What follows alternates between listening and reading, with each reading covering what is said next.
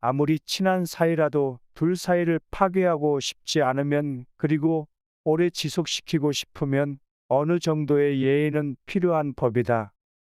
18세기 영국의 정치인이자 문필가로 명성을 날렸던 필립 체스터필드가 내 아들아, 너는 인생을 이렇게 살아라에 남긴 말입니다. 필립 체스터필드의 말처럼 가까운 사이라도 말과 행동을 조심해야 하고 예의를 지켜야 하는 법입니다. 친한 사이라고 할지라도 해도 되는 말이 있고 해서는 안 되는 말이 있습니다. 관계에 있어서 아주 기본적인 사항이지만 사실 잘 지켜지지 않는 경우가 많습니다. 이 때문에 오랫동안 쌓아온 우정이 한순간에 무너지기도 합니다. 오늘은 아무리 친한 사이라고 하더라도 말해서는 안 될 5가지 사항에 대해서 이야기해 보도록 하겠습니다. 첫 번째, 상대방에 대한 불편한 진실.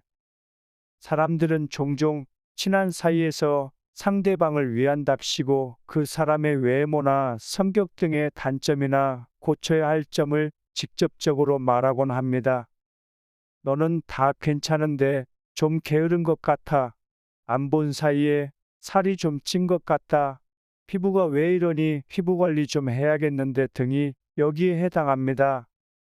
이 말을 들은 상대방은 친한 사이니까 그 자리에서는 그저 가볍게 웃고 넘어가는 경우가 많습니다. 하지만 아무리 좋은 의도로 한 말이라고 할지라도 이런 말을 듣는 상대방은 마음에 상처를 입게 됩니다. 한두 번은 그냥 넘어갈 수 있겠지만 이런 것이 반복되면 서로의 관계가 안 좋아지는 것은 불보듯 뻔한 일입니다. 또한 그가 말한 상대방의 단점이라는 것은 사실 그 자신의 편견에 불과할 수도 있습니다. 다른 사람은 또 다르게 볼 수도 있는 것이니까요. 유대인의 지혜를 담은 탈무드에서는 진실 중에서도 말해서는 안 될 것이 있다. 그 하나는 사람을 다치게 하는 진실이다라고 가르칩니다. 좋은 의도라도 상대가 들어서 기분 나쁜 말은 안 하는 것이 좋습니다. 그것이 비록 진실이라고 해도 말이죠. 물론 친한 사이에서 때로는 상대방의 발전을 위해 불편한 진실을 이야기해야 할 때도 있을 것입니다. 하지만 이때에도 상대방이 상처받지 않도록 가벼운 의견 제시를 해주는 정도가 좋지 않을까 합니다. 두 번째, 자기 자랑. 물론 자랑하는 것이 모두 잘못된 것은 아닙니다. 가까운 사이끼리 승진이나 시험 합격과 같은 좋은 일을 공유하는 것처럼 가벼운 자랑은 문제될 것이 없습니다. 좋은 일을 알리고 상대방에게 축하받음으로써 관계가 더 돈독해질 수도 있으니까요. 그리고 이런 가벼운 자랑은 상대방의 입장에서도 보통은 자랑으로 생각되지 않기 마련입니다. 문제가 되는 건 자랑의 정도가 심해서 상대로 하여금 자랑질로 느껴지게 하는 자랑입니다. 새로 산 명품 가방을 뽐내 보이거나 부모님이 사준 고가의 물건을 자랑하는 것 등이 여기에 해당한다고 볼 수 있습니다. 이런 자랑질은 유치하게 느껴질 뿐만 아니라 자신을 과장하고 포장하려는 거짓된 행동으로 보입니다.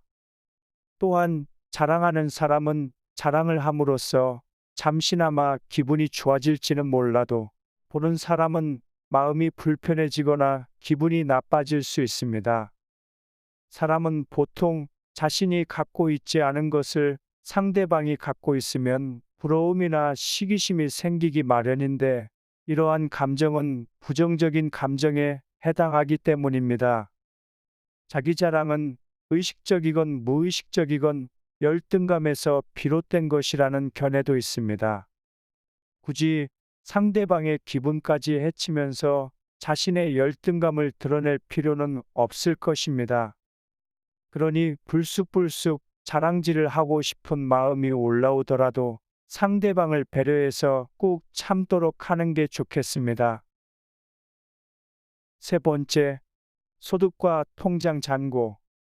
지금 자신이 매달 얼마를 벌어들이고 있는지, 재산은 얼마 정도인지는 가까운 사이라도 얘기하지 않는 게 좋습니다. 물론 자신이 노력해서 이룬 것들을 주위에 알리고 싶어 하는 마음은 충분히 이해합니다. 사람은 누구나 자신이 이룬 성취에 대해서 이야기하고 칭찬을 듣거나 박수를 받고 싶어 하니까요. 하지만 친한 사이라도 그 친구들의 재정 상황이 구체적으로 어떤지는 알 수 없기 때문에 돈은 공개적으로 이야기하기에 결코 좋은 주제가 아닙니다. 아무 의미 없이 자랑하는 것처럼 보일 수 있고, 소득이 적은 친구들에게는 마음의 상처가 되거나 부러움을 넘어 시기와 질투의 대상이 될 수도 있으니까요. 마음속에 이러한 감정이 싹트게 되면 오랫동안 쌓아왔던 관계가 흔들리게 될 것입니다. 또한 앞으로는 만날 때마다 여러분이 돈을 내는 것을 당연하게 생각하게 될 수도 있습니다. 그러므로 아무리 말하고 싶은 유혹을 받더라도 이것을 자신만 간직하고, 친구는 물론 가족에게도 비밀로 하십시오. 네 번째, 개인적인 비밀. 사람들은 친해져서 허물없는 사이가 되면 아주 개인적인 비밀들을 털어놓곤 합니다. 가정사라든지 과거에 잘못했던 일이라든지 자신만의 결점 같은 것들을 말입니다. 말하는 것을 좋아하고 솔직한 사람일수록 더욱 그런 경향이 있습니다. 간만에 술자리에서 술이라도 한 잔 들어가면 더 솔직해지죠. 하지만 아무리 가까운 사이라고 하더라도 개인적인 비밀들은 절대 얘기하지 않는 게 좋습니다. 보통 그런 비밀들은 불미스러운 일이거나 자신의 단점인 경우가 많은데, 관계가 멀어지는 순간 단점이 약점이 될 수도 있기 때문입니다. 관계가 멀어진 마당에 그 친구가 비밀을 지켜줘야 할 의무는 없습니다. 언제든 비밀이 공개될 위험에 처하게 되는 것입니다. 더 이상 둘만 아는 비밀이 아닌 누구나 아는 공공연한 사실이 되는 것은 시간 문제가 될 것입니다. 어제까지도 연락하던 사람과 오늘 당장 연락이 끊어져도 이상할 게 없는 게 사람 사이입니다. 지금은 좋은 사이라고 하더라도 앞으로 어떻게 될지는 아무도 모릅니다. 그러니 친한 사이라도 개인적인 비밀은 꼭꼭 숨기는 지혜가 필요합니다. 다섯 번째, 정치 이야기. 정치 이야기는 우리나라는 물론 전 세계 어디서나 가장 민감한 이야기일 것입니다. 각종 포털 사이트에 정치 뉴스에 달려있는 댓글만 살펴봐도 정치라는 게 얼마나 민감한 문제인지 충분히 아실 수 있을 것입니다. 그곳에는 온갖 비방과 욕설이 난무합니다. 정치 이야기를 하다가 그동안의 관계에 금이 간 사람들도 많다고 합니다. 남자친구와 정치 이야기를 하다가 헤어진 커플도 있고, 부모님과의 정치적 견해 차이로 사이가 안 좋아진 경우도 있습니다. 심지어는 술자리에서 친구와 정치 이야기를 하다가 칼부림을 하는 사건도 있었다고 합니다. 오죽하면 정치 이야기는 가족끼리도 절대 해서는 안 되고 다시는 안 볼 사람하고만 하는 거라는 우스갯소리도 있겠습니까? 정치 이야기는 가볍게 시작했다고 해도 좋게 마무리하기가 힘든 것 같습니다. 정치 이야기를 하면 싸우게 되는 이유에 대해 여러 가지 견해가 있겠지만, 정치라는 게 본질적으로 서로 편을 나누어서 싸우는 것이기 때문이 아닐까 합니다. 독일의 정치 철학자 칼 슈미트는 정치를 적과 동지를 구분하는 행위로 정의했는데, 굉장히 단순하지만 정치의 핵심을 잘 짚고 있는 정의인 것 같습니다. 평소 친한 사이라고 하더라도 정치 이야기를 하다가 정치 성향이 서로 다르다는 걸 알게 된다면 속으로 실망하게 될 수 있습니다. 잘못하면 다툼으로까지 번져 관계에 금이 갈 수도 있습니다. 아무리 비슷한 환경에서 자랐더라도 사소한 차이로 달라질 수 있는 것이 바로 정치 성향입니다.